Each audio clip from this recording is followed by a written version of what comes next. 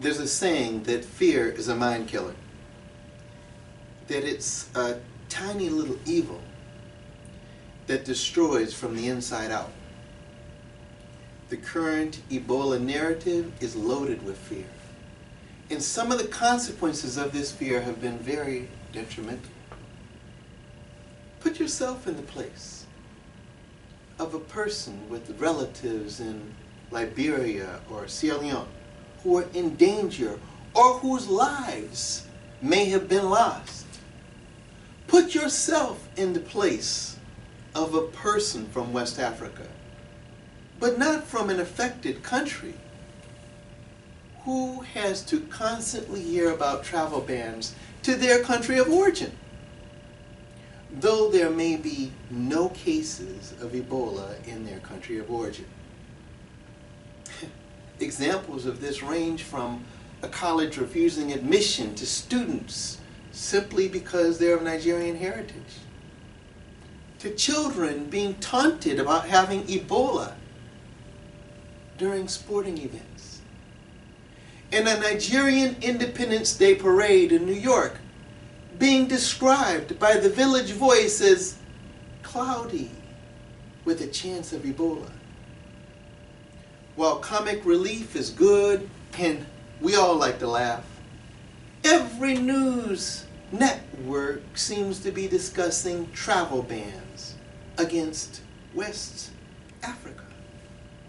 Precautions to be taken against anyone having a history of travel to the West African region, or being, in some cases, of West African descent. West Africa seems to be the buzzword of the day, with flights interrupted, buses stopped, people questioned for any connection to West Africa. But just as Africa is more than a country, West Africa consists of more than 3 countries. Now, to be sure, Ebola is a major problem that is out of control and a humanitarian crisis in the 3 countries that are currently affected by the Ebola epidemic, and those countries include Liberia, Sierra Leone, Guinea. But just because someone comes from one of these countries doesn't mean that they have Ebola either. In addition, there are 13 other West African countries with 0 Ebola cases, including but not limited to Burkina Faso, Togo, Niger, Ivory Coast, Ghana, Nigeria, Gambia, Senegal, and Mali.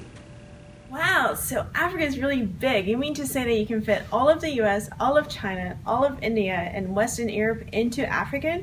I did not know it was that big. And West Africa, it's huge. You can fit all of the US into it. There are so many countries in West Africa. Now, of course, all of that can quickly change. Just as an Ebola patient can arise in the United States or Canada or any other country tomorrow, so too may a patient arise in any one of these other countries tomorrow. But presenting a picture that is incomplete and lacks information contributes to more fear. To say it again, fear is a mind killer. It's a tiny little evil that destroys from the inside out. But to defeat it, we must face it.